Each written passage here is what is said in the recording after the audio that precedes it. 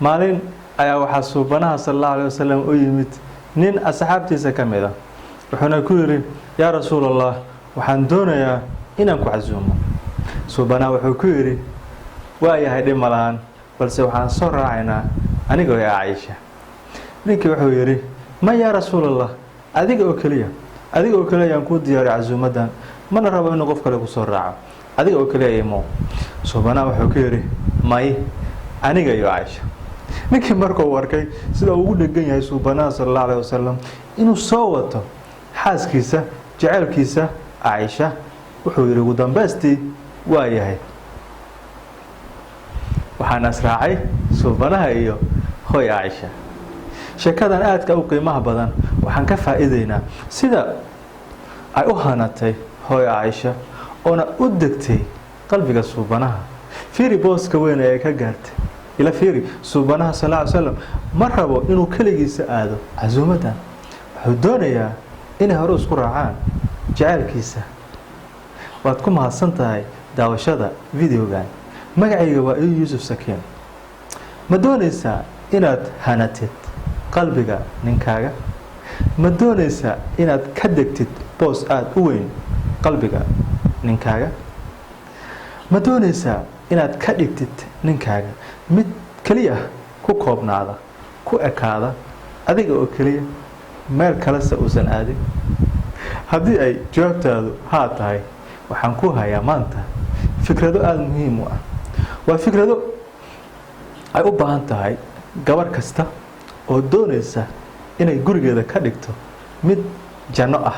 ka hor inta aan la gaarin jannada aakhiro haddii aad weligaa ku fikiri jirtay haddii aad weligaa maskaxdaada ku jirtay inaad gurigaaga ka dhigtid guri naxariis farxad reen loogu noolaado maanta waxaan ku hayaa waxyaabihii aad weligaagaba aad ku fikiri jirtay waxaan ku hayaa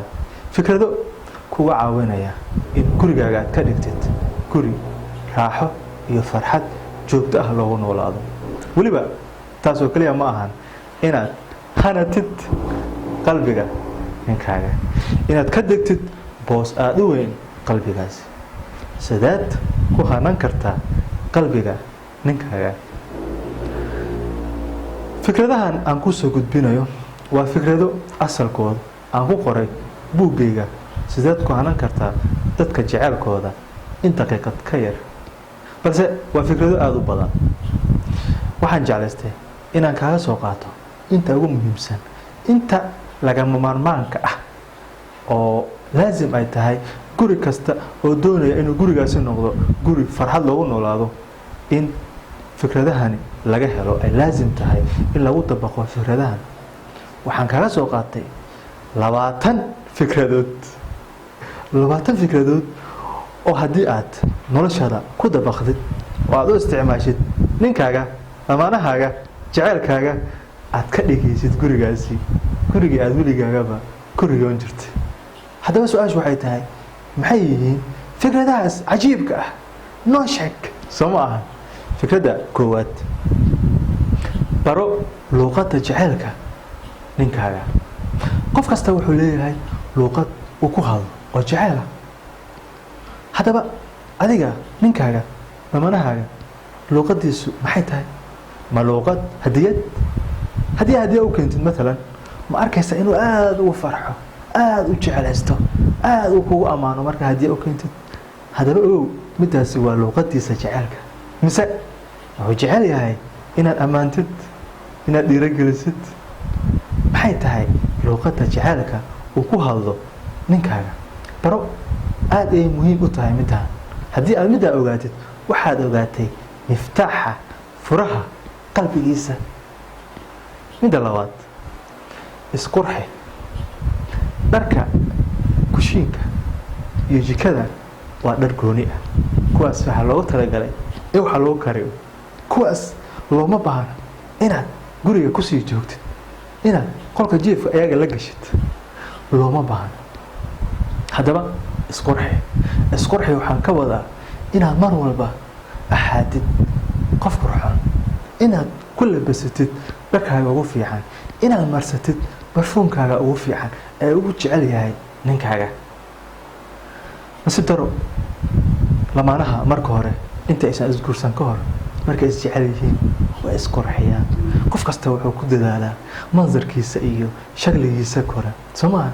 wuxuu soo qaataa labiska ugu fiican wuxuu soo marsadaa barfuunka ugu fiican balse marka la isguursado bilooyin kadib waxaad arkaysaa in qofka kale iska ilooba inuu la qabsado qofka wuxuu soo qaadanayaa qof caadi ah Soomaa wuxuu iloobayaa arrintii markii horeba keentay inuu qofkan jeclaado Soomaa hadaba isqurxi mar walba isu qurxi ninkaaga u marso barfuunka ugu jecel yahay u xiro dharka ugu jecel yahay isu qurxi midda kale ka ilaali indhihiisana inay ku dhacaan meelo aan fiicnayn gurigana sidoo kale adiga oo kaliya ma inaad isqurxisid gurigana qurxi sidoo kale guriga ha ahaado mid nadiif ah oo asaga marka uu soo galaba uu arko in guri uu ku raaxaysanayo guriga indhihiisu ay jeclaystaan inuu daawado mida saddexaad amaan ninkaaga amaantu waa wax qof kasta oo bani aadam uu jecel yahay qof kasta oo bani aadam ah wuxuu jecel yahay in la amaano Soomaa yaa naga mid ah oo aan jecelayn amaanta dhammaanteen waxaynu jecelnahay in la amaano ku amaan ninkaaga wax walba uu ku sameeyo wax walba uu ku qabto ku amaan koob biyo hadduu ku keeno waxaad ku tiraahdaa mahadsanid gacaliye waad ku mahadsan tahay shaah hadduu ku sameeyo ku tiraahdaa waad mahadsan tahay hadhiin waxaan way yar yihiin waa wax yar mu baahna in la amaano weligaa iska ilaali in wax walba aad u qaadatid sidooda ma fiicna midaas wax walba oo lagu qabto ku amaan wax walba oo ku sameeyo ku amaan midaas waxay kordhinaysaa way xoojinaysaa jecelka dhexdeena ah mida afaraad dhiirageli raggu waxay jecel yihiin in la dhiirageliyo sidoodaba raggu waxay aad u jecel yihiin in la dhiirageliyo ku dhiirageli hawsha uu samaynayo hawsha uu qabanayo ku dhiirageli waxaad tiraahdaa adiga waxaa tahay runtii qofka kaliya ee booska aad haysid ka soo bixi kara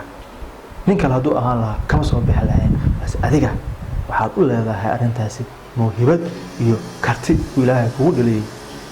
ku amaan ku dhiirageli hawsha uu qabanayo agtiisana mar walba ahow garabkiisa taagnow ku dhiirageli si uu hore u sii socdo guusha ogowna guusha ninkaaga inay tahay adiga guushaada mida shanaad ka dhig guriga mid degan guriga waa inuu ahaadaa mar walba mid degan ninkaaga wuxuu ka yimid shaqada maanta oo dhan ayuu wuxuu ku jiray shaqo iyo daal iyo murug Soomaa stress ayaa ka buuxa isagoo dhan waa inuu noqdaa guriga meesha u soo raadsado meesha uu ku degi lahaa oo uu ku xasili lahaa waa inuu u soo raadsado guriga raaxo iyo maaragtay deganaan iyo nasiyo inuu u soo raadsado guriga waa inuu ka helaa waxaas uga dhig guriga mid uu ku nasto deji guriga ha noqdo mid degan oo aan buuq iyo qaylo midna lahayn caruurta iyo qayladoodana ka foge ilaa uu ka nasto oo uu ka dego oo uu ka dareemo nashaad iyo sidiisii hore ku soo noqdo haddii aad sidaas sameeyay maxaa dhacaya waxaa dhacaya qof maanta oo shaqadiisa ku mashquulsanaa haddana haddii uu ogyahay guriga marka uu tago in lagala hor imaanayo dalabyaado maxaad keentay waxaas aad waxaa soo qabo amaba buuq iyo qaylo ay ka horeeyaan wuxuu samaynayaa wuxuu raadinayaa meel uu ku nasto wuxuu isleeyahay hadda meeshaana ka baxday buuqaana iyo rabshada iyo waxaan shaqadaana ka baxday haddana waxaa ku sugaysa meel kasii daran Soomaa waxaa ku sugaysa meel buuq iyo haddana iyo su'aal lagu wareerinayo taw saan ku jiraysaa wuxuu bilaabaa inuu ku fikiro inuu raadiyo meel ku nasto adiga ayaa ka celin kara ninkaaga inuu meel kale ku fikiro inuu meel kale u raadiyo inuu guri kale u raadiyo oo ku nasto adiga ayaa ka dhigi kara ninkaaga oo dhan in adiga aad xanatid oo aad haysatid fikirkiisa meel kale inuusan ku fikirin haddii aad guriga ka dhigtid guri nasiinyo iyo raaxo leh waxaad ka dhigaysaa ninkaaga marka uu shaqada ka soo baxaba inuu soo ordo waayo wuxuu raadinayaa meel ku nasto wuxuuna ogyahay meeshaas inay tahay guriga saas ka dhig guriga ka dhig guriga guri degan oo raaxo ku dareemo. midda lixaad, ku kedi cunto uu jecel yahay. dhammaanteena waxaynu jecelnahay cunto khaas ah soo maaha. qof walba wuxuu leeyahay dooq wax uu ka jecel yahay. haddaba markaa ogaatid ninkaaga cuntada uu jecel yahay, ku kedi inaad u samaysid. marka uu shaqada ka soo noqdo isagoo aan filanaynin, marka uu nasto kadib waxaad u geysaa cuntadii uu jeclaa. isma lahayn asaga cuntada ayaa lagu kariyay maanta, ku kedi. waxaa ka fiican midaas inaad nasatid oo raaxaysatid, kadibna lagu keeno cuntadii aad jeclayd. adiga ayaa samayn kara midaas. weliba waxaa ka fiican inaad la cuntid. la cun, hana u ogolaanin qof kale inuu wax u kariyo. gacantaada ugu kari. ninkaaga wuxuu jecel yahay cuntada aad gacantaada ku karisay, cuntada adiga aad samaysay ayuu jecel yahay. ha u ogolaanin shaqaalaha inay u kariyaan cuntada. adiga u kari, lana cun, hortiisa ha cunin. waayo midaas waxay dareensiinaysaa in maaragtay aan ihtimaam la siinin. balse marka aad la sugtid inta uu ka imaanayo oo aad wax la cuntid, waxaad leeyahay allah xagee ka helaysaa qof sidaan ah. ma ogolo, raalli kuma noqonin inay wax cunto adiga oo ka maqan. adiga ay ku sugaysaa. midaas waxaad ku xoojinaysaa jecelka dhexdeena ah. wax la cun, cuntada uu jecel yahay u kari, adigana u kari, gacantada ugu kari, kadibna la cun. midda toddobaad, ilaali sirtiisa. wax ka xun ma lahan inaad qof wax u sheegtid, sirtaada oo dhan u dhiibatid, kadibna maalmo kadib aad ka maqashid meel kale. soo maaha. waa arrin aada u dhib badan.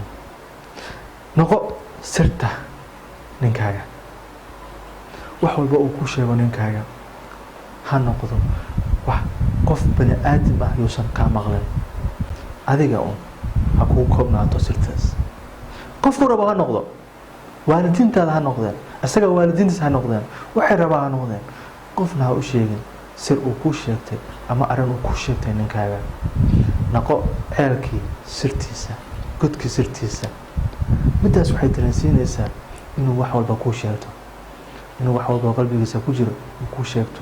saas ayay ka dhigaysaa haddii aad noqotid qof sirtiisa u keydiya, qof sirtiisa oo dhan u haya, oo aan meel kale qofna u sheegin. dareensiin midaas si uu kugu sheegto wax walba uu la kulmo si uu kugu sheegto. laakiin haddii aad noqotid qof saaxiibadaada dad kale kala hadla waxyaabaha uu ninkaa kaga sheekeeyo oo meelahaas uu ka maqlo, midaas waxay ka dhigaysaa inuu kalsoonida meesha ku baaba'do. ha u ogolaanin sirta ninkaaga inay gaarto qof kale. midda sideedaad, kala qayb qaado dhibaatadiisa. kala qayb qaado dhibaatadiisa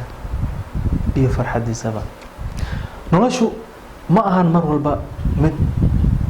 barwaaqo iyo farxad ugu jiraan. waxaa dhacaysa oo lagama maarmaan ah inay dhacdo mararka qaar in noloshu ay isbedesho. waxaa laga yaabaa ninkaaga in shaqada laga soo eriyo, in shaqadii uu waayo, wixii uu wax ka kasban jiray inuu waayo oo guriga kusoo fadhiisto. markaas maxaa lagaga baahan yahay adiga? waxaad leedahay ninkaana meeshaan nagu weeraro, meeshaan fadhiyo kusoo fiirinaya maalin kasta, aan shaqaysanin, waxaan waxba meesha kuma hayo, anigun baa wax walba qabanaya, anigun baa wax walba keenaya. may gabadha aqliga lahi sidaas ma samayso. balse markaas waa marka uu adiga ku baahan yahay. garabkiisa ay istaagtaa, way dhiirogelisaa, waxayna dhahaysaa kaliya waa adiga wax heerkan soo gaarsiiyey. markii horeba adiga ayaa meeshaana gaarsiiyey, haddana adiga ayaana gaarsiin kara. waxaa ogahay inaad wax walba samayn kartid. adiga soo ma sameynan kuwii horeba, haddana adiga ayaa samayn. shaqadii hore soo adiga ma keensan, mid kale oo ka fiicanna waa keensan kartaa.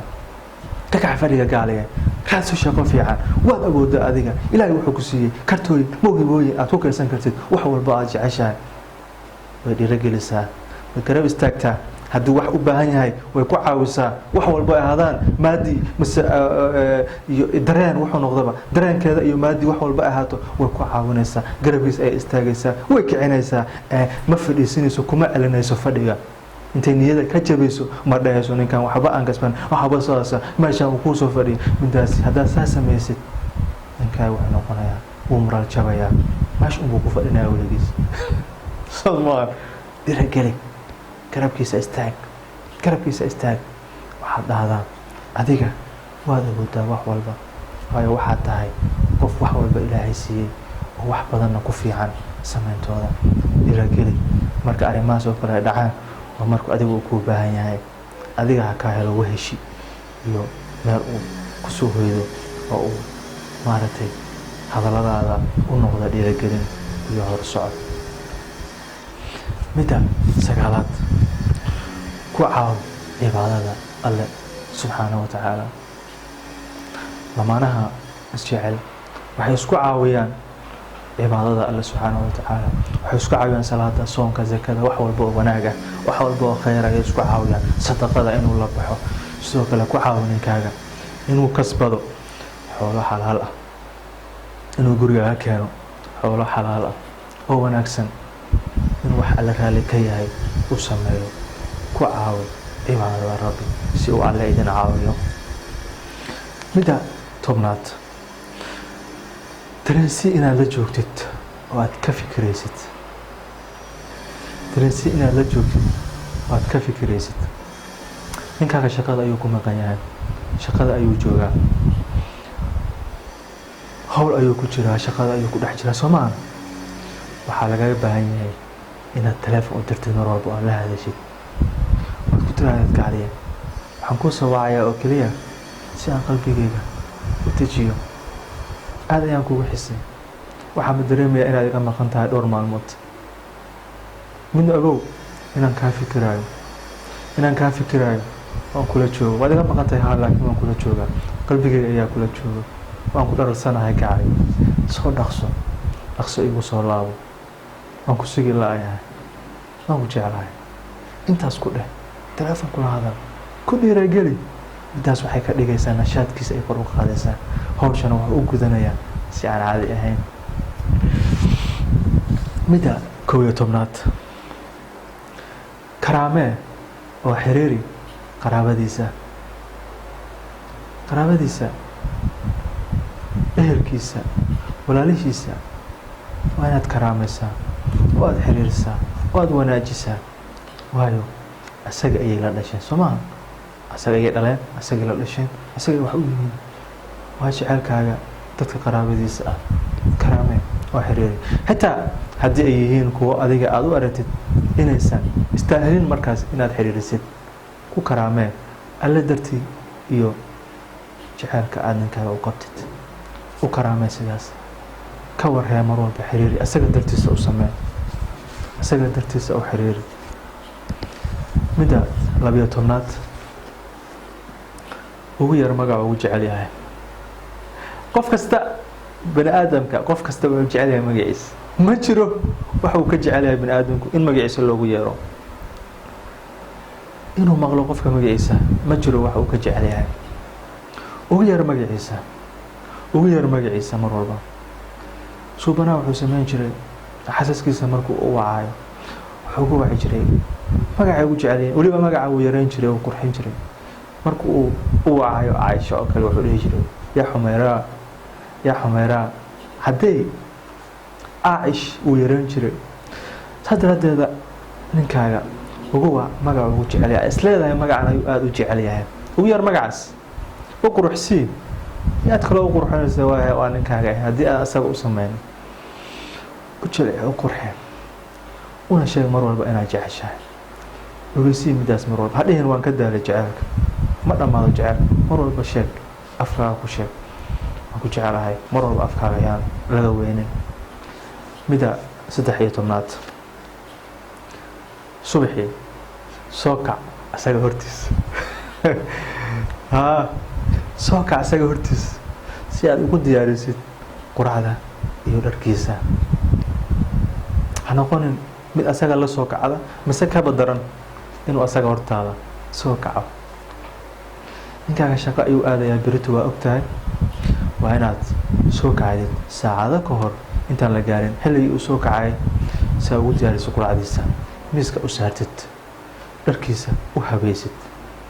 meesha diyaar ugu ahaado markuu soo kacaba uu arko in quraacdiisii miiska ay saaran tahay dharkiisii loo habeeyey waxaa ka fiican midaas soo aan adiga ayaa samayn kara midaas waxaa soo jiidanaysaa qalbigiisa ogow adiga hawshaadu waxay tahay inaad qalbigiisa kasbatid waa kuwana kuwii aad ku kasban lahaydna qalbigiisa midda 14 hadda waxaa la gaaray xilligii wuu quraacday wuu labistay waxaa la gaaray xilligii uu bixi lahaa sooma ah hadda ku sagooti jacayl intaa istaagtay hortiisa markuu albaabka ka baxayo aad dharka saa ugu qabatid garafaatada u toosid waxaad ku tiraahdaa kaale waan ku jeclahay dhunko waxaana la ogaaday cilmi ahaan in lamaanaha isdhunkada cimrigooda uu sii dheeraado haddii aad doonaysid inuu cimrigaada iyo cimriga gacalyahaaga uu dheeraado dhunko in badan kadib waxaa ku tiraahdaa kaaliye nabad iigu soo noqo waan ku sugayaa waana ku xiisi doonaa waan ku jecelahay ha iga soo daay saas ku dheh kelmadooyinkaas ha iloobi mooyaane inaad ku sagootis ninkaaga jacayl midda 15 mushkiladahaaga dib u dhig ninkaaga shaqada ayuu ka yimid maanta dhan uu soo shaqaynaya gurigu yimid hadda oo kale ma u baahna asaga inuu mushkilad kale la kulmo soo maa maanta oo dhan uu kusoo jiray mushkilad ma u baahna hadda inuu mashaakil kale iyo kaala kulmo adiga wuxuu kaaga baahan yahay inaad dejisid soo dhaweysid raaxa u dareemo kadib marka uu nasto oo uu qadeeyo wax cuno oo uu hurdo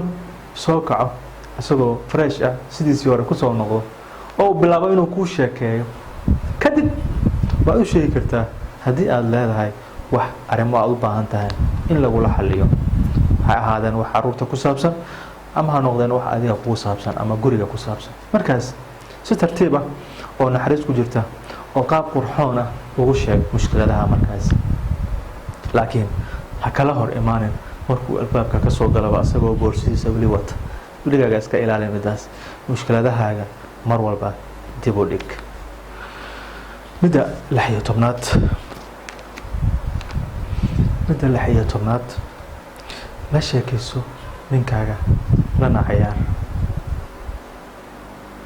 sheekayso ninkaaga lana cayaar gurigaaga wuxuu leeyahay barxad weyn oo lagu ciyaari karo soo ma aha meel lagu ordi karo maxaa sugaysaa ku orda meesha ku cayaaro meesha ciyaartu waa arrin muhiim u ah lamaanaha isqaba si ay jacaylkooda u xoojiyaan ciyaar haddii aysan meesha jirin arrintu waxay noqonaysaa wax walba mid serious ah mid dhab ah midaasna looma baahna waa in la kaftamaa la ciyaaraa la sheekaystaa la sheekayso ninkaaga la ciyaar la kaftan u sheekee mar walba asaga saaxiib ka dhigo intaad la saaxiibi lahayd gabar kale oo aad u sheekeyn lahayd mar walba telefoonka ugu sheekeyn lahayd asaga ka dhigo saaxiibkaas asaga u sheekee mar walba asaga ayaa kaaga baahan inuu noqdo saaxiibkaada koowaad midda 17 bedel guriga bedel waxaan ka wadaa nolosha routiinka ah qofku way ka hor imaanaysaa saa darteeda waxaa u baahan tahay marmar inaad qaabka guriga u yaalo aad kala bedeshid qolka jiifka fadhiga inaad kala bedeshid alaabta isaga dartiisa u samaysid haddii uu safar ku maqan yahay marka uu guriga kusoo noqdo ha arko gurigii wax badan laga bedelay oo habaysan oo sidii uu ku bartay aan ahayn sama adiga waxyaabo yar laakiin waxay keenaysaa soo jiidasho macaan waxay ka dhigaysaa sidii guriga hadda aroos lagu galay oo kale bedel wax walba waxyaabaha qaar bedel guriga bedel nidaamka u yaalay bedel sariirta jiifka bedel waxyaabaha bay sidii qaabka u yaalaan qaab kale u dhig oo qurxoon midda 18 maalin walba waxaad u qortaa warqad kaar ah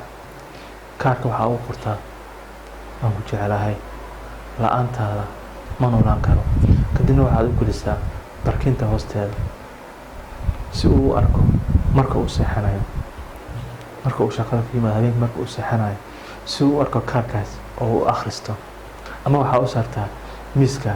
sariirta agteeda ah warqadaasi, intaa habaysid aad ugu qortid fariimahaasi. waxay leedahay soo jiidasho aan caadi ahayn. midda 19aad,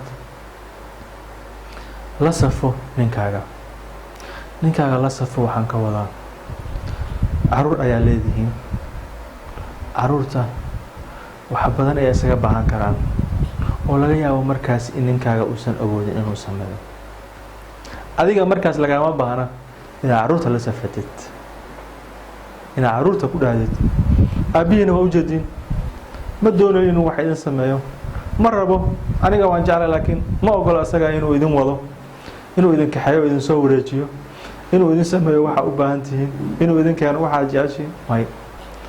markaas oo kale waxaa laga baahanyaa adiga inaad ninkaaga la safatid, inaad ku dhahdid maya caruurta waxa ku tira maya hooyo, aabe wuu idin jecel yahay, kolleyba uu idin samayn doonaa, hadda hadduu idin samaynina wuu idin samayn doonaa. mar walba tusi caruurta in adiga iyo ninkaaga aa isku mid tihiin, ra'yigiina uu yahay hal ra'yi oo keliya, in meesha aan jirin wax khilaaf ah. adiga ma ogid, waxaa u malaynaysaa inaad caruurta la safanaysid, balse waxaad tusinaysaa in labadiina aad iskhilaafsan tihiin. caruurtu ma kala ogaana, waxaas ma kala oga. ayaga waxay fiirinayaan oo keliya dhinacaasay ka fiirinayaan, waxay isleeyihin hooyo aabo iyagaaba isku khilaafsan, ayaga isku ra'yi maaha. hooyo saanay rabtaa, aabana saanuu rabaa, soo ma jeedid. waxay arkayaan in isku fiicnaan dhexdeena. midda kale waxay ku abuureysaa caruurta in aabahooda ay nacaan, soo maaha. isleeyihiin aabo ma fiicna, hooyo ayaa ka fiican. maxaa u dareensiinaysaa middaas? maskiinka muxuu helay? laga yaabo inuusan markaasi awood inuu waxaas u sameeyo caruurta. weligaaga hala safan caruurta. hadduu edbinayo, haddii uu wax ku qayliyo ama uu canaanto, ha dhihin aabihiina saas ah, aabihiisa saa ku qayli. may mar walba ha u muujin caruurta in aabbaha uu qaldan yahay. la saf aabbaha si ay u noqotiin ilmaha inay arkaan mar walba waa inay hooyo aabba ay yihiin kuwa isku mid ah, kuwa isku jecel, wax walbana isku raacsan. xataa ayaga edbintooda isku raacsan yihiin, wax walba isku mid ka yihiin. midan waa arrin muhiim ah, waayo Soomaalideena aad ayaan ugu badannahay. gabdhaheena Soomaaliyeed ay ugu badan yihiin, waxay markiiba la saftaa caruurtooda, ninkooda ayay markiiba waxay kala saftaa caruurta. waxayna keenaysaa saameyn aan fiicnayn, aanu iska ilaalino midaan. midda 20aad ee ugu dambeysa, u sheeg ninkaaga inaad jeceshahay. u sheeg inaad jeceshahay. maxay tahay macnaheedu? macnaheedu waxay tahay wax ugu muhiimsan in mar walba aad ninkaaga ku tiraahdo waan ku jecelahay, waan ku jecelahay, waan ku jecelahay. afkaaga marna yaan laga waayin inaad ninkaaga mar walba aad u sheegtid jecelkaaga, inaad ammaantid, inaad ku tirahdid hadallo macaan mar walba, habiibi, gacaliya, maxaa kuu macaan, maxaa kuu qara, inaad kolkoolisid. kolkooli ninkaaga, waa cunugaaga yar, soo maa. kolkooli, dalle, ammaan mar walba. afkaaga mar walba ha ka maqlo un hadallo qurux badan, ha u xiiso aslan, ha u xiiso maaragtay hadalkaaga. ku ammaan mar walba, wax walba ammaan mar walba. sidoo kale markaad la sheekaysanaysid adiga oo mashquulsan oo gacmaha waxa kula jira, ha u sheekaynin oo wax kale ku mashquulsan, balse asaga u soo jeeso, asaga jirkaaga oo dhan asaga u soo jeedi. si fiican u dhageyso markaas waxa kuu sheegaya, si fiican u dhageyso, ihtimaam sii